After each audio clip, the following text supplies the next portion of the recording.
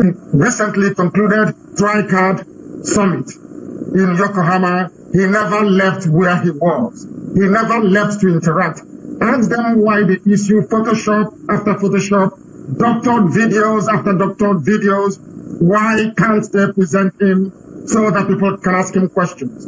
These are the things that are there in the public domain for people to use their common sense to come to the inescapable realization that that man there is not Buhari. You have seen the picture. Without his makeup, he looks like a 45-year-old. Without his makeup. When they make him up very heavily, they make you think or assume that you're looking at Buhari. And we know that it's not him. Ask yourself this question. Why would Femi Adesina go to the extent of having to doctor photographs in order to convince you that this man is Buhari when they know he's not? Why do you need to lie? Why do you need to present photoshopped pictures? Why must you present fake pictures? Why doctored video? Why don't you allow the man to speak for himself? Why must they be chaperoning him all over the place as if he's handicapped? Why? These are the simple, salient questions that we expect normal human beings to be asking. Nobody is asking because they are Nigerians. Every nonsense goes. We are IPOB, we are different. We hate injustice and we hate lies. And that's why we fight it wherever we see. Of course, there's no doubt we've heard about dictators, especially videos after doctored videos. Why can't they present him so that people can ask him questions? These are the things that are there in the public domain for people to use their common sense to come to the inescapable realization that that man there is not Buhari. You have seen the picture. Without his makeup, he looks like a 45-year-old. Without his makeup. When they make him up very heavily, they make you think or assume that you're looking at Buhari. And we know that it's not him. Ask yourself this question.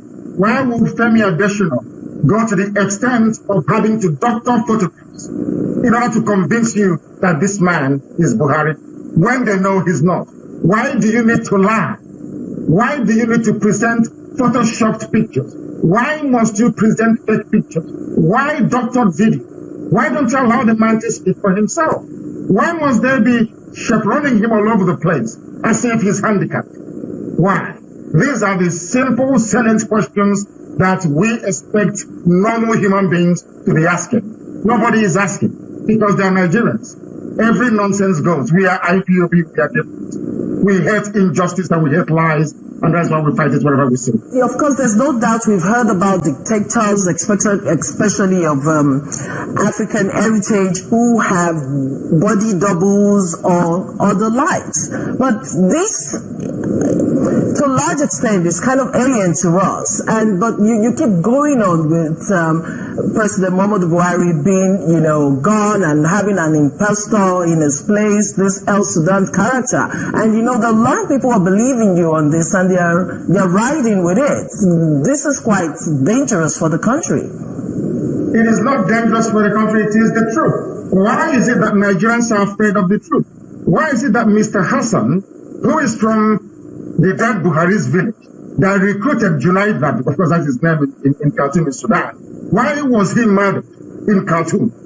Why is it that every diplomat that had an association with Jubril is now dead or bought off or bribed away? I gave you three names: Mr. Hassan, Mr. Benjamin Epnan, and now is a particular Malam Aminu that works for Babandede, who is the current Immigration Controller General. He is the only one alive out of the three people that recruited Jubril in Sudan. Why are the other two dead? Why was this one bribed? Why don't you journalists go and do some investigating of this very matter? Why can't you look at the ears of the old Buhari and look at the ears of Jubril and tell me if they are the same? Why don't you look at the palm and tell me if they are the same? These are facts that are out there in the open. We have library photos and videos of the thing they sent to go and meet Trump a couple of years back. Go and ask yourself if that is the Buhari that you know. People use body doubles, we understand that, but for a double For a body double to go and sign a treaty, that is an anathema. That is disastrous. That is the worst form of treason you can ever imagine. And you are allowing these things to continue, allowing Abba Kyari and his cabal to be running a nation when they are not elected to do so. That is what we are against, because we are against injustice wherever we find it. Mazi, if you don't mind me saying, if you could adjust the lights where you are so that we could see your face, because it seems to be getting dark where you are. It's getting dark where I am? Wait, it's not really clear. Just adjust your light a bit. Thank you. Okay, now. So I want to talk to you about you making reference to Nigeria as a zoo and the inhabitants as you call them animals. Don't you think this is also insulting the sensibility of most of your followers who are living in Nigeria? I think I've been misquoted on a few occasions. Nigeria is a zoo, and anybody who fails to question his or her government, anybody that fails to hold their democratically elected officers to account, anybody who refuses to ask relevant questions about governance and leadership within a specifically defined geopolitical space, I do not think such people are worthy to be called human beings. Sometimes I may, of course, and I've been quoted or taken out of context on a few occasions, but I can assure you that there is nothing coming from Nigeria, there is nothing about Nigeria that leads me to believe that the proponents of one Nigeria are capable of reasoning. That is a clear fact. Anybody who believes in Nigeria needs to go and see a medical doctor, because my grandfather was not in Nigeria. Your own grandfather was not in Nigeria. Who were there before the white man came? Why is it easier for black people to allow Europeans to come to Africa to create nations and countries when no African can come to Europe to do the same? Why must we tolerate what is in essence intolerable? If Nigeria had emerged organically as a result of people coalescing over the centuries, maybe under the banner of common value system or religion or language, I may begin to excuse that. But there is nothing binding us together. As I said to my friends in the USA, if you can supplant Afghanistan into Texas, if they can live side by side with the Taliban, then they should allow me to become a Nigerian. But they cannot do that, because every nation of this very world is founded on what I refer to as irreducible value system. That does not apply in Nigeria. Nothing binds us together. Nothing holds us together. Not language, not religion, not value system. What are we doing as one people? It is impossible. And that is why the country is going backwards. There is, some people usually say there is unity in diversity. We're talking about over 350 ethnic groups, and the country has survived over 100 years together. I mean, with every tribe, still glued together. So why don't you think Nigeria would survive? And it's a bad plan, like you usually say, and with your strong references. Because Nigeria has no meaning. Can I ask you the meaning of Nigeria in Orobo language? What does Nigeria mean in Hausa language? What does Nigeria mean in Yoruba language? These are indigenous population. What does the word Nigeria actually mean? I know England means the land of the English. I know Ireland means the land of Irish people. I know USA means United States. People actually came together to try and form a nation. Now tell me the meaning of Nigeria. You don't know. You as a journalist don't know the meaning of the word Nigeria. Nobody actually knows, because it's alien. How do you expect me to identify with something that has no meaning to me? How is that possible? I can identify with Biafra, I can identify with Igbo land, Ijo land, Ibibio land, I can understand that, we know what it means. I don't know what Nigeria means. And I keep asking Africans this very simple question. Why is it that every other part of the world is developing and not Africa? Because of the artificiality of the boundaries you have in Africa. Allow us to draw the boundaries. If they could have convened a simple sovereign national conference as quite, brilliantly argued by Wole Soyinka a few days ago, we would have solved all this problem by now. If all the reports of the compact were actually taken into account, legislated upon, and acted upon, we would have addressed that very anomaly. Nigeria was not created by any Nigeria, because there is no Nigeria. We should stop deceiving ourselves. We were together for centuries before the white man came.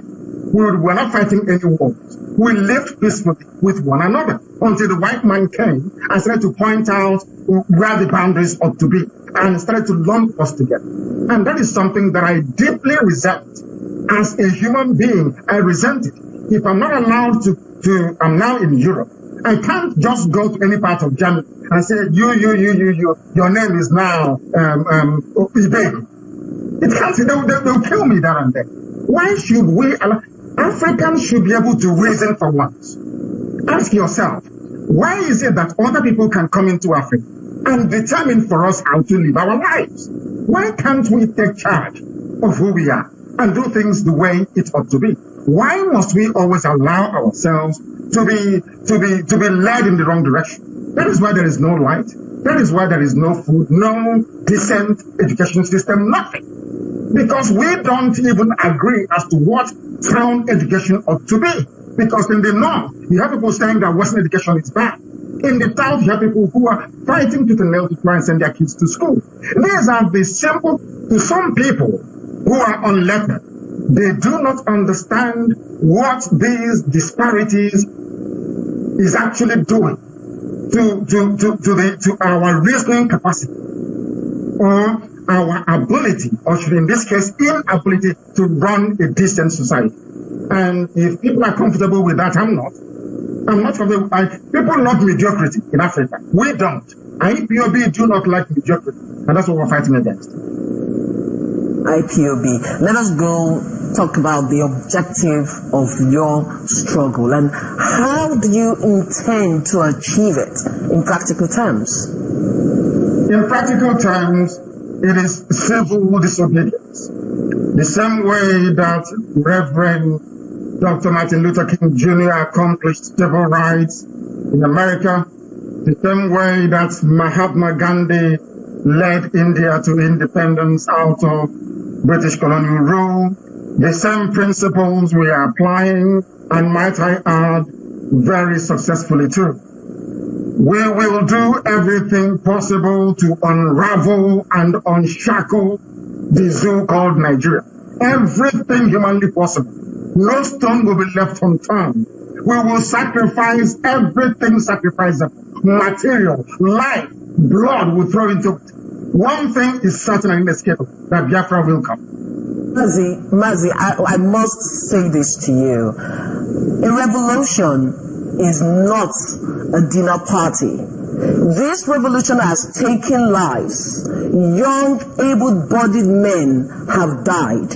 How many more lives? How many? Freedom is not cheap. You recognize it. I could have been shot dead in detention when I was arrested.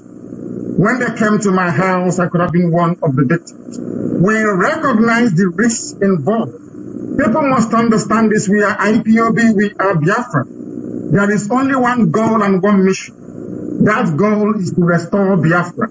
It doesn't matter what it takes. We will do everything. People mustn't underestimate our resolve. Everything humanly possible will be done to ensure that Biafra comes. If they are sensible in Nigeria, they will meet tomorrow morning and give us Biafra. If they don't, I keep making reference to Somalia. I swear that Somalia will be a paradise, I assure you, before God and before man. That Biafra will come and that zoo will fall, I assure you. Do you think that President Muhammadu Buhari will grant you an autonomy? He is not Buhari. His name is Jibril Aminu al-Sudani. Buhari is dead and buried in Saudi Arabia. Buhari is not alive. I challenge them. If they conduct a DNA test tomorrow morning and the result comes out or ascertained that that thing you're saying there is Buhari, I will collapse IPOB. I will collapse IPOB and stop the execution for Biafra. That is how certain I am. It's very simple.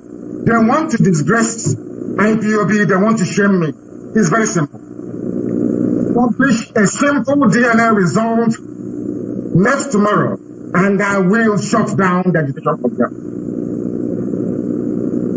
Do you realize how influential you have become?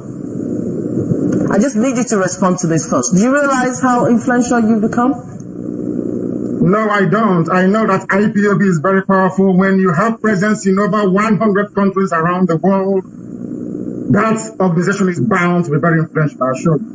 Okay, Mazi, you're so influential, so much so that your followers make such revered reference to you as the supreme leader, God sent, Lord Mazi, the greatest Igbo man alive, the restorer of the entire black race, God's anointed, the man who saw tomorrow, Daddy Gio, Chukwu Okike Abiyama. They trust in you, they believe in you. Are you sure you can actualize and deliver this promised land which they so desire?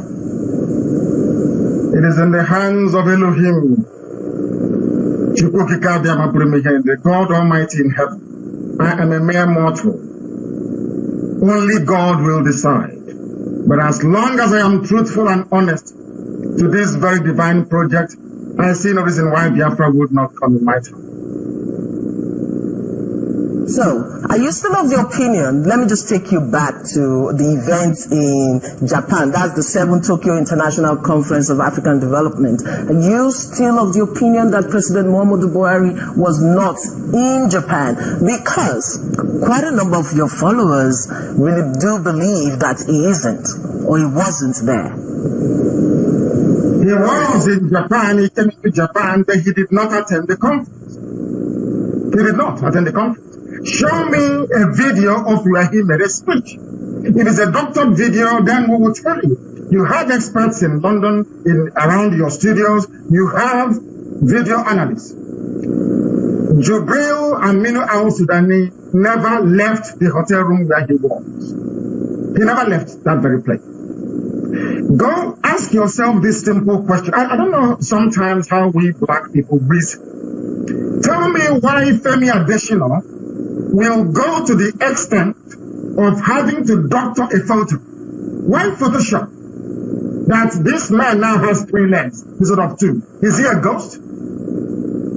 Now, ask me, why would they go to the extent of trying to falsify photographs in order to convince you and other people that they attended the event when they did not? The same thing happened in France during the Armistice 100 years celebration. He wasn't there. We said he wasn't. People kept arguing. And I'm going to make sure that he never attends any conference. They won't even pretend anymore. His mates were in Paris attending the G20 meeting that Nigeria previously, by virtue of their inflated position as the giant of Africa without substance, of course, were routinely invited to. But Jubril wasn't invited to it because the world knows.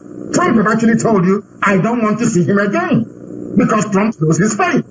Everybody knows that. Do you expect world powers to come and tell you, oh, your president is fake? No, it is your responsibility. If you go and bring a pig or a goat and say this pig, this swine is Nigeria's president, the world will issue diplomatic certificate and welcome it. It is actually your stupidity, not theirs. You can present anything. It's a democracy, so you claim. So you can bring a rat or a squirrel or a chicken and say, this chicken is a grand president. And they'll accept it. So don't expect the world to say, oh no, we'll see him, he's Jubril. Anything you bring, they will take. It is your responsibility and your duty to ask yourself, how come a dying Buhari that is over 6 feet is all of a sudden 5'9", 5'10", looking very young? Are people blind they cannot see? Are people that stupid and cowardly that they cannot come out, stand up and say the truth? Because they are afraid of one thing. I tell you this. They know once they acknowledge that Buhari is dead, that the world will see that Nnamdi Kanu and IPOB have been right all along, and the zoo will collapse. And that's what they don't want. Everybody knows that Buhari is dead. Mazi, I would like to take you on some of the questions that our viewers or contributors from around the world have put forward. Doral Sass asked this question, said, according to the Nigerian government, since you dumped bail, do you see yourself ever visiting Nigeria again, or do you intend to speak from a distance and expect people in Nigeria to obey and actualize your dream of an independent Biafra? That is what I'm saying, that look at what is happening in South Africa. I'm sorry to digress a bit, but I want to answer your question. Black people are evil, very wicked race, without conscience and without empathy.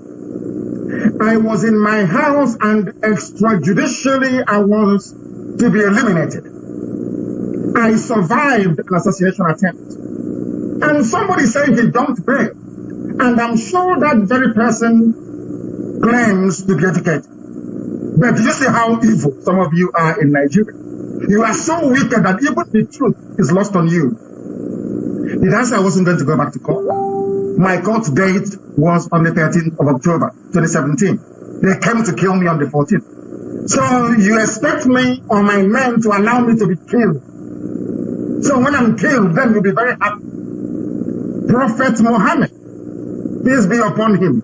Prophet Muhammad, the founder of Islam, escaped an assassination attempt and fled from Mecca to Medina. Today, it is the fastest growing religion in the whole world. Let me also add, you know Moses that led the blessed Israelites out of Egypt. I'm sure you do. Moses fled from the court of Pharaoh when his life was under threat. Nelson Mandela fled to Igbo land and harbored by Mbazulika and Age in Igbo land. In Nnewi. We all know who Mandela is. We also know that Jesus Christ was taken by his parents and they fled to Egypt to escape the infanticide of King Herod. We all know this. We claim we know the Quran, we know the Bible, and we know history. But somehow, when it comes to marrying facts with truth, you see a Nigerian missing. The thing is an object of ridicule. He jumped bail. Who jumped bail? I called Buhari when he was alive. I called him a madman in his court. And nothing happened. Heaven did not fall. They gave me conditions and I came out and I defied all of them. Heaven did not fall. They stopped me from going to Pulobi and I broke their cordon. They stopped me from going to Ebonyi and I broke their cordon. They could have shot me dead, couldn't they? They now sat and planned to come to my house to kill me in my compound, and my men said no. And somebody who claims to have conscience, he said he jumped bail. That is how evil Nigeria is, and that is why I despise it, because they are liars and they are deceivers. That's why they are so backward. Okay, so I'll take this question from Ikenna Nwezi. He said he would like to know your opinion regarding Don Pedro Obaseki's assertion about the creation of a Midwest via a referendum, and if you are willing to collaborate with Dr. Don Pedro Obaseki and other people who may not have exactly the same ideology as you, but still support freedom. I love freedom. Anybody who wants to be free has the support of IPOB. I assure you. Anybody. We need to be free, all of us. I want a larger union. I want to stay within a union that encompasses all of us, even all Africa. But we must do it on our own terms. People must agree to be part of a union. A union is not done by force. People get divorced every blessed day.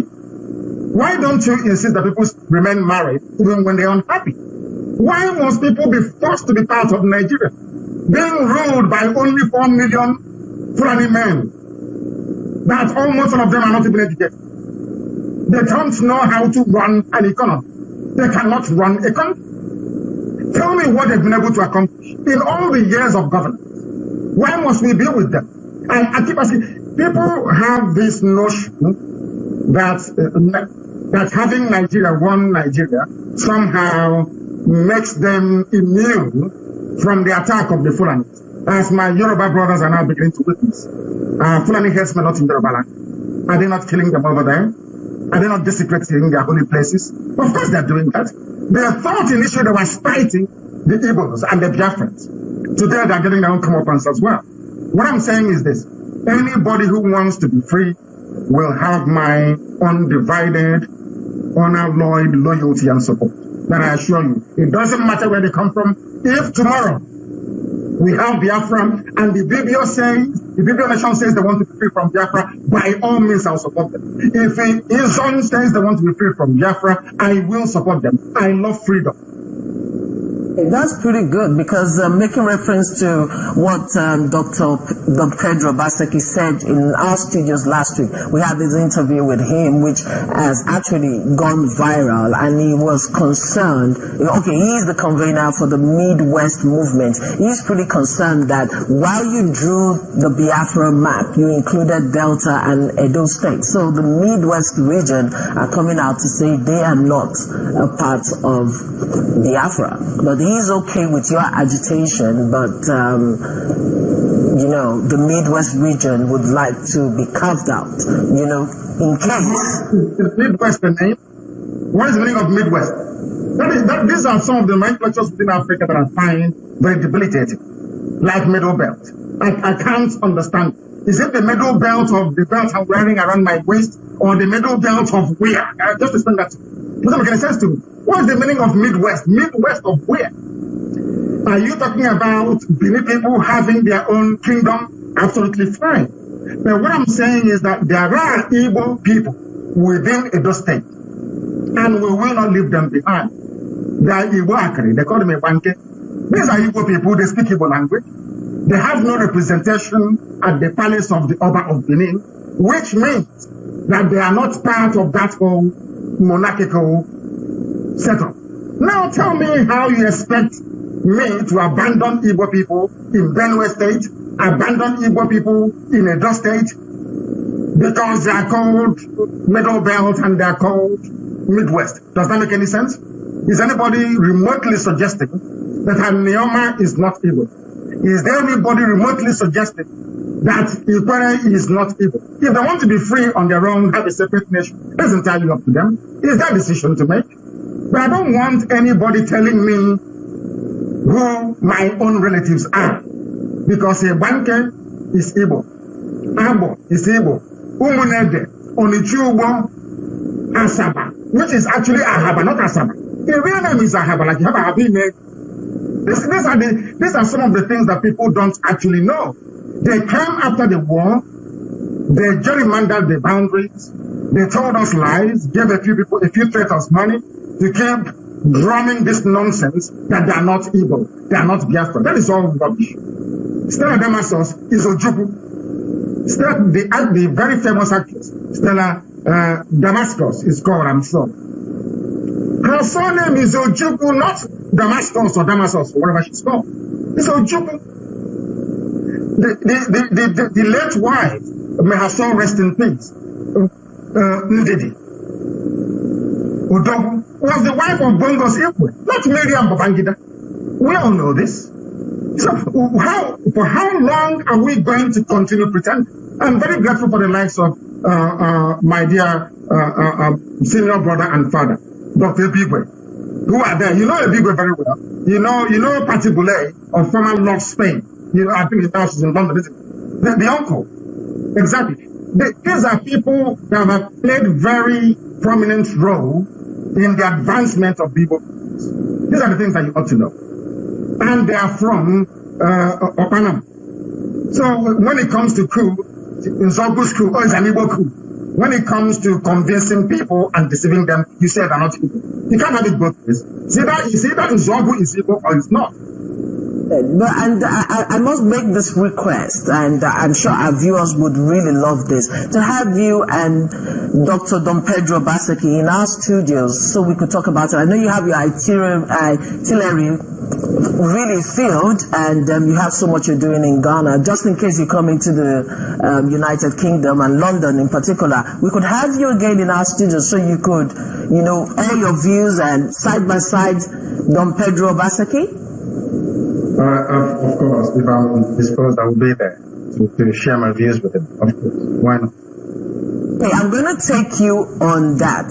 You said you were going to do that, and we're holding on to it. So let me go on to this other question by Valentine City Boy, who wants to know your next line of action as the Nigerian government is yet to give IPOB a referendum date. We don't do what we do based on the timetable of the Nigerian government, because we know that Nigeria is a sick state run by parasites. I repeat, it's a very sick political enclave. It is a criminal enterprise. Nigeria, the way it is presently constituted, is a criminal enterprise. It is worse than mafiosi. What is happening in Nigeria is an organized gang of criminals and rogues making the lives of other people a misery. And they enjoy it. And they play on the ignorance of those who are half-educated, that knows the price of everything and the value of nothing. They are the ones that tell you that they hold PhDs, but there is no light in their vision. That is how foolish they are. I do not wish to be part and parcel of that very disgraceful arrangement. So what we are saying in effect, if anybody claims to possess any iota of reasoning capacity, they ought to realize by now that Nigeria is unworkable. Can never work, not now, not tomorrow, not in the next 100 billion years, will never work. Never. Mazi, I just have to say this to our viewers and those of you who are just joining us. The name of the program is Rose on All Sides. My name is Rose Peter Graham, and we are having an interview with the servant leader of the indigenous people of Biafra. He's reaching us now from Germany, and I was reading out questions. I've been reading out questions of contributors to him. And the next one is Chigozie.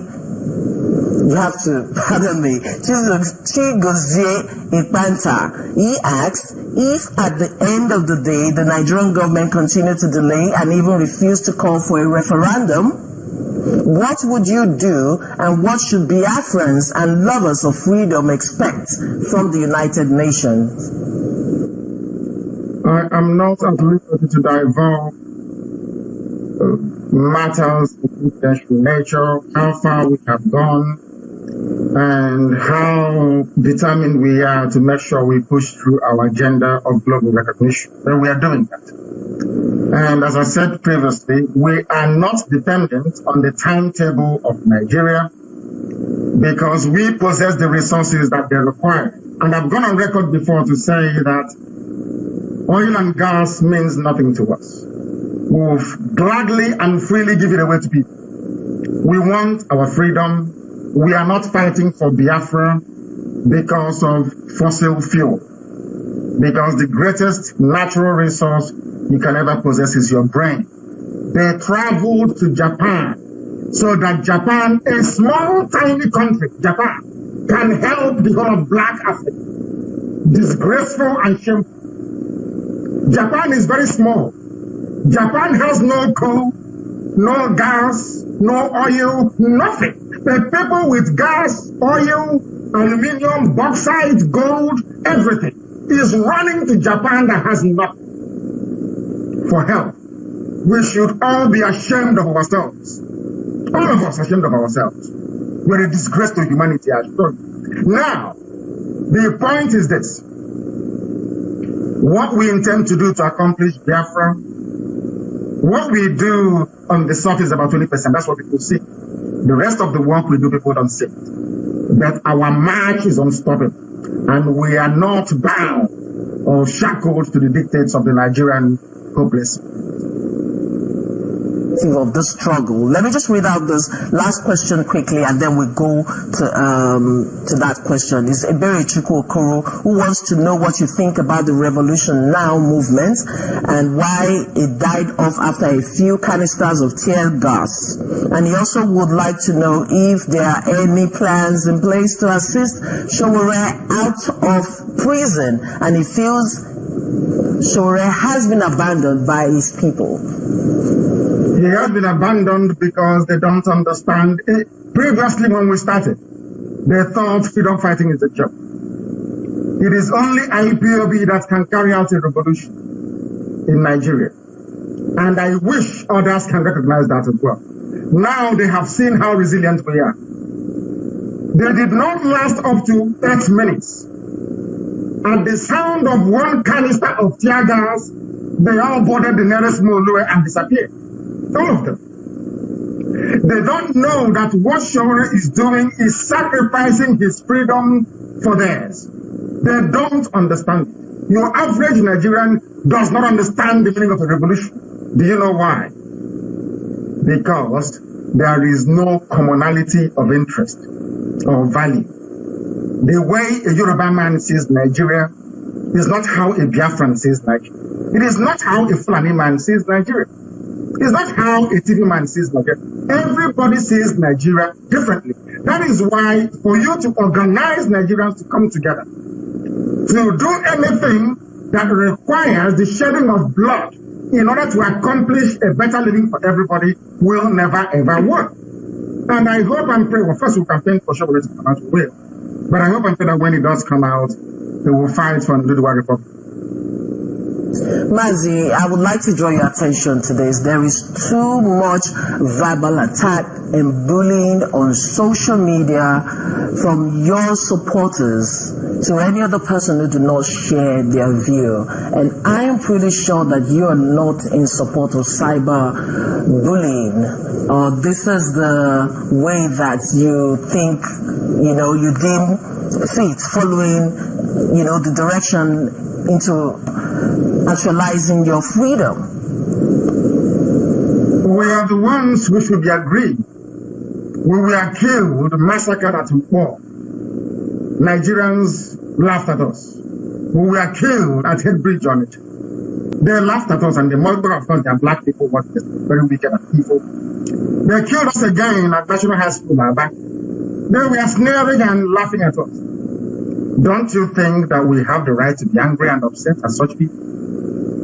If they don't attack us, we will attack them. But for anybody to think that they can ridicule, insult, pillage, or malign IPOB into submission, such people are dreaming. We feed and we thrive on. The more you insult us, the more you attack us, the more stronger we become. All it will end up doing is achieving the opposite effect. If you think by coming out and insulting and ridiculing IPOB that you will somehow get one over us, you are mistaken. We will come after you. If you don't come after us, we will not come after you. If you respect yourself and you love your one Nigeria in your ignorance, that's entirely up to you. Allow us to do what we are doing. Once you intrude into our space, we'll make sure you will not go through. Of the Operation Python dance, and when many feared you were dead and then you reappeared, you ordered a boycott of the election. Why did you do that? Because Nigeria has a very poor educational system, coupled with the fact that we black people from Africa, we don't learn. We read, we don't learn. We understand English language. You know A, B, C, D, to Z. We know how to write fanciful grammar, but we don't understand the nuances of English language. We don't understand how to use words to convey meaning. I called for the boycott because I knew before time that your PVC was useless. I knew they would rig the election in favor of Jubril. Everyone knew that. Now, APC sits down somewhere in Abuja with INEC, one Fulani man to another. They decide who goes and who doesn't go. Now they've taken over the judiciary. They can now, they saw Dino Malaye as a big threat and a problem. They've just simply recalled him. Then one tribunal just ruled you shouldn't be here, and he's gone. That's what they do. And people fold their hands every day and watch hopelessly as impunity on top of impunity is happening. That was why the last of Shorika. The service nonsense has to stop. Your average Nigerian lacks the capacity to reason. These are the same people under Jonathan. They were talking about revolution. Tinubu came out on the street to march. The dead Buhari came out on the street to march. Now it is their turn. They are in power. When you come out to march, it's treasonable felon. When you protest, you're a terrorist. And they claim they are in a democracy. Boris Johnson, the newly elected Prime Minister of Great Britain, on many occasions have been confronted, assaulted, pelted with eggs. You are in the UK, you know this. Did anyone go to jail for that? That is part and parcel of democracy. When people are upset, they vent their anger. But in Nigeria, it is treason. Shoot them, kill them, incarcerate them. Because we are primitive and backwards. I keep saying this all the time. In fact, what's happening in South Africa have justified my stance over the years. People say I shouldn't insult black people. I said I'm black. But I cannot condone the stupidity of a black man. I can't condone it. What is happening is inexcusable. Inexcusable. You have no light, you have no roads, you have no housing, you have no schools. Somebody came out to campaign for this thing. And you're laughing at him saying he committed treason. And you're telling me that God will turn around and love Nigeria because it's impossible. Mazi, a lot of people were offended, when you chose to address the massacre that happened in your hometown. You acknowledged the killing of your dog before the brave men who took bullets for you. There are people who will always twist everything that I say. I went to World Igbo Congress in 2015, and I said I need guns and I need bullets to defend our land because I knew the Fulanis were coming. Today have they not come? When I say something, sometimes there is a statement of the media, paid of course by some politician, to twist what I said. I paid tribute to my men that fell. I didn't mention their names. I paid tribute to my men that I drew in Jack, my dog, to portray the heartlessness of those that they sent to come and kill me. Not that how can I put my dog before my men? I went to prison because of them. I could have died because of them. When they sent snipers to come and kill me in 2015, 30th of May in Aba, I risked my life to go to Aba to address our people, as I've always done and will always do. They won't remember that. All they remember is that I mentioned Jack, my dog. These are the people that live by peddling gossip, rumors, and innuendos. That is why, as I keep saying all the time, Nigeria is the shithole. On this, there's Nigerian politicians, especially of Igbo extraction, seems unwilling to attend events around the world, believing that the fear of IPOB is the beginning of wisdom. What informed, this sudden change of strategy? It is called accountability, democratic accountability. Very soon, I'm sure they won't report this, very soon, any governor that have not paid salaries will not come abroad anymore. If you're owing salaries, you cannot come abroad anymore. To bank teacher salaries, to bank the salaries of pensioners, you cannot come abroad anymore. And from next month, it will start happening. If you are owing salaries in your state, I assure you, it doesn't matter who you are, you cannot come abroad anymore. So this is just the beginning. We'll take you on this, but we will be going on break very quickly, and when we come back, we're going to continue this interview with the servant leader of the indigenous people of Biafra, Mazi Nnamdi Kanu.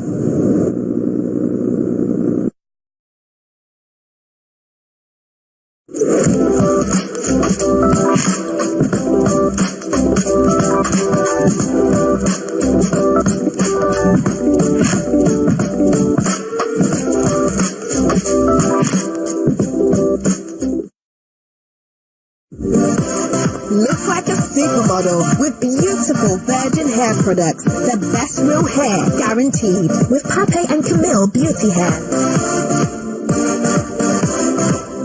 Pape and Camille Beauty Hair products.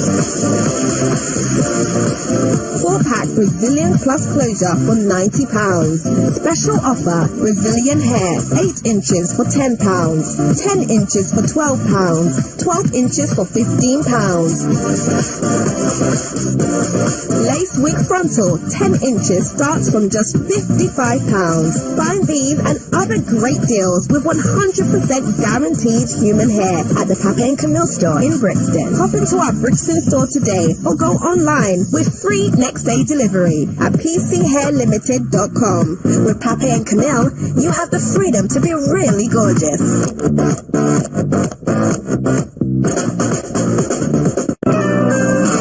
Bavidi Luxury Hotel, the newest home away from home in the Nigerian hospitality industry. 10 minutes only from the local and international airports. It's the perfect spot for your relaxation whenever you're in Lagos. 24-hour non-stop electricity, cozy and colorful rooms, Wi-Fi internet connection, and flat screen cable television. Bavidi Luxury Hotel. Our exquisite restaurant and full bar are simply second to none in taste and style. Bavidi Luxury Hotel. We are located at the posh serene neighborhood in the Keja Business District. Your satisfaction is our first concern, so we train our staff to be professional and personable. Bavidi Luxury Hotel, number 20 Moshuda Bella Crescent, Ikeja, Lagos. Telephone +234-1291-7929 +234-708-287-7512. Bavidi Luxury Hotel, the new home away from home.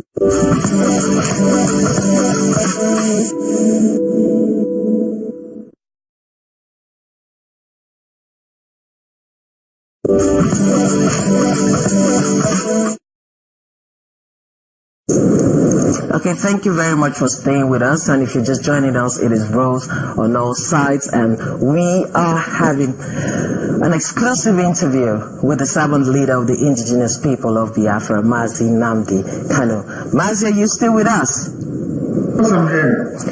Okay, Mazi, we're talking about Nigerian politicians traveling abroad. You seem to have put a fear in them, and there's so much caution back home because they're afraid they might be attacked by IPOB members. No, we won't attack them. We'll ask them questions. Go picketing. They're allowed within the ambit of democratic rule. So if we see, we'll ask you what you've been doing with teacher salaries and nurses salaries, why you've not been paying people, and what are you doing here? That's all. It's not a big deal. And why are you coming to a foreign land to eat yam when there is yam in the village? Is it yam that they found in Germany or yam they found in Finland that you're coming to eat? You didn't eat yam. The foreigners have taken over our farmlands and destroyed our crops. Then you're coming abroad to eat yam. Yam from where? That's what we're asking them to do.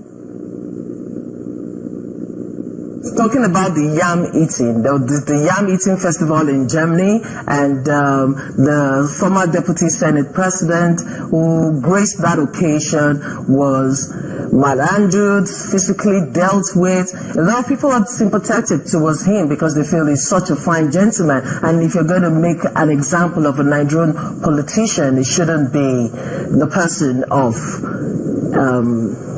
the distinguished Senator Ike Kwudemadu. That is a family affair. I wouldn't wish people to intrude what is in essence a close family matter. Yeah, where the same thing to have happened to Yoruba politicians or Fulani politicians, I won't comment.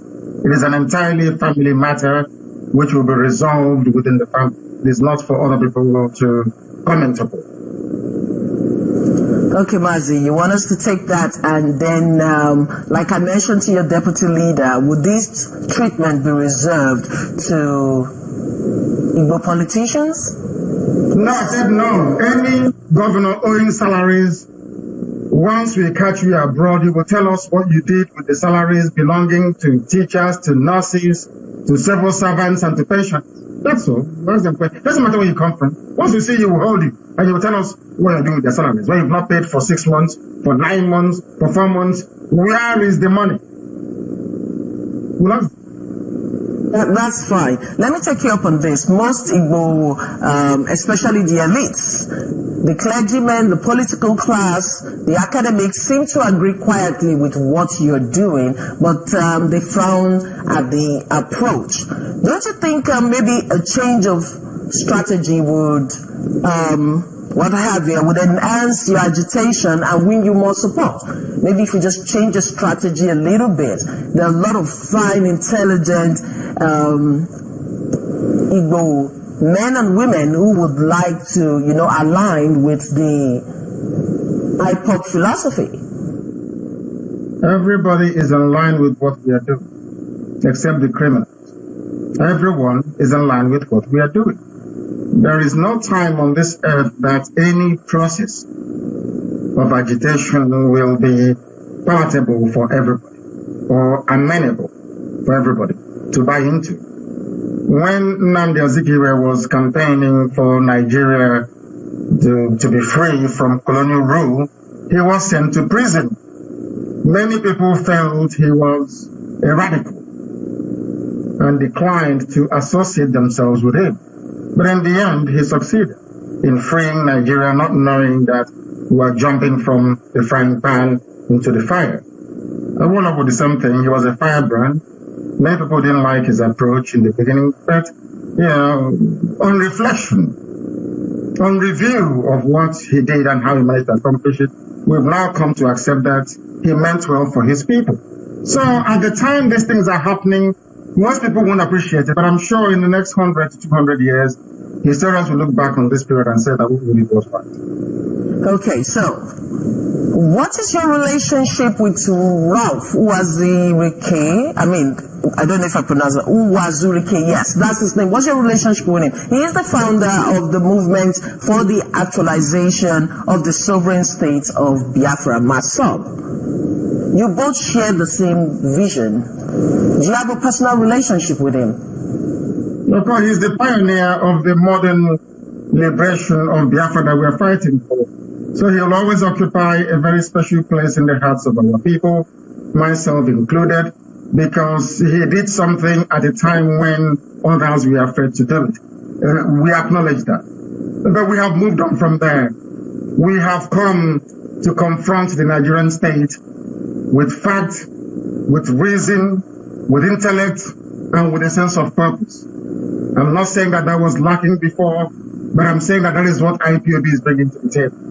And insofar as our approach and methodology is concerned, we are carrying everybody along with us. The Biafra we're fighting for is for everybody. And Ralph Uwazurike included as well. We're not excluding anyone. We want everybody to be free.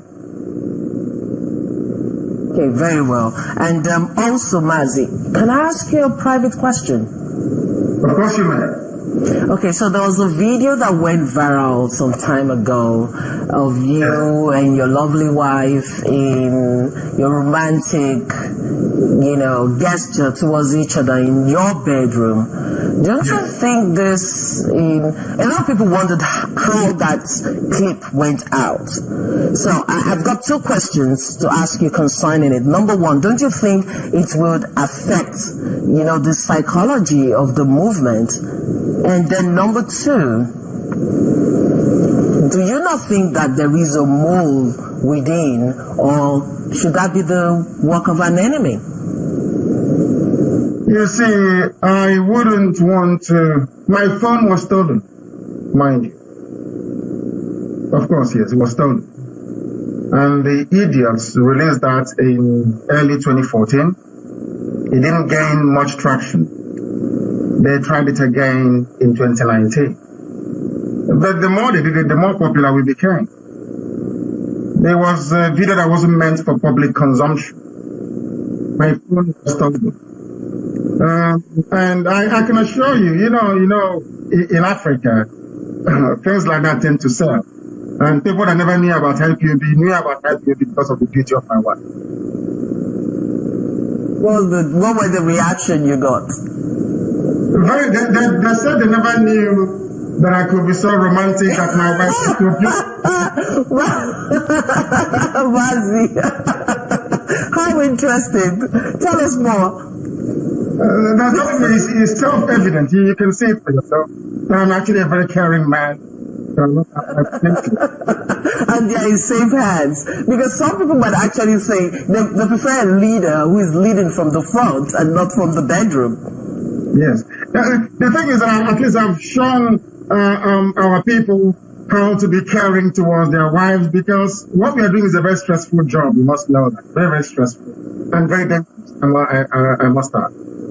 So if you find time, I'm sure my deputy and the rest of them, if you find time, try to be romantic towards your wife, because you never know what might happen tomorrow. Mazi, this is very interesting. Thank you very much for joining me. I've taken over an hour of your time, and we are really appreciative of this. Thank you very much for having me. Thank you. We want to have you in a studio so we can have you one-on-one, and then of course we can open the phone lines so that Nigerians should also contribute and speak with you. Of course, that will happen, I'm sure. Thank you very much, Mazi Nnamdi Kanu, the servant leader. Thank you. Okay, we'll definitely do that again. Okay, viewers, I've been speaking with Mazi Nnamdi Kanu. He is the servant leader of the independent people of did I say independent? Sorry. The indigenous people of Biafra. And in that hour-long interview, you heard all that he said, and of course we'll be looking forward to a playback of that interview. So we'll be moving on next to something very interesting that will be happening in London this month, the Miss Adama beauty pageant. And in our studios live, you'll be meeting the lady behind the pageant, and of course the entire contestants are going to be here, so you don't want to go away. I'm going to play you this clip of Uchenna Wigwe. She is the diaspora coordinator, Stand for Hope and Love Initiative. She celebrated the 1-year remembrance of her beloved husband. May his gentle soul rest in peace.